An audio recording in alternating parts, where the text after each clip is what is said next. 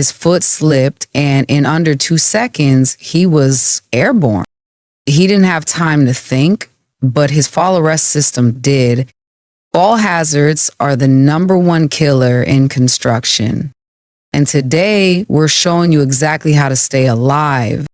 Whether you're on a scaffold, roof, or steel beam, working at height is dangerous. And this video will walk you through what fall protection really means. The 5 types of fall protection systems.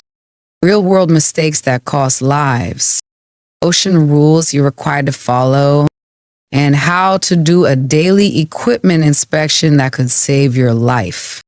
What is fall protection? Fall protection isn't just about gear. It's a system of planning, equipment, training, and supervision to protect workers when they're exposed to a fall hazard. According to OSHA standard 1926-5 H01, any construction activity where workers are at heights of 6 feet or more requires proper fall protection. Without it, you're one slip away from a hospital bed, or worse. The 5 types of fall protection systems. 1. Fall elimination. The best fall is the one that never happens. Elimination means changing the process or equipment to avoid working at height altogether.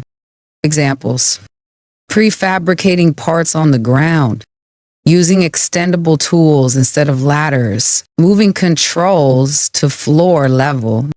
This method is at the top of the fall protection hierarchy. It removes the hazard entirely. 2. Passive fall protection. This includes equipment that's built into the job site and doesn't require workers to interact with it. Examples include guardrails, safety net systems, olays, hole covers, and barriers. Once installed correctly, they protect everyone without relying on training or behavior. 3. Fall restraint systems. A fall restraint system prevents you from reaching the edge where you could fall. And it uses, body harnesses, a short lanyard or fixed length tie-off, and a properly rated anchorage point. These systems are simple, but they only work if properly measured and anchored. 4. Fall arrest systems. Fall arrest systems allow the fall to happen, but stop it before you hit the ground. These systems must be engineered, inspected, and fitted precisely. Key components: full body harness, shock absorbing lanyard or SRL, self-retracting lifeline, anchorage, capable of supporting 5,000 pounds per worker. OSHA fall clearance tip. You must calculate the total fall distance needed to safely stop the fall. Include lanyard length, shock absorber stretch, harness, slack, and clearance below.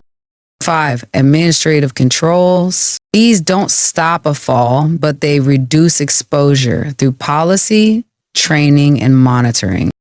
Examples: written safety procedures, warning lines, safety signs, appointing a competent person to oversee fall protection.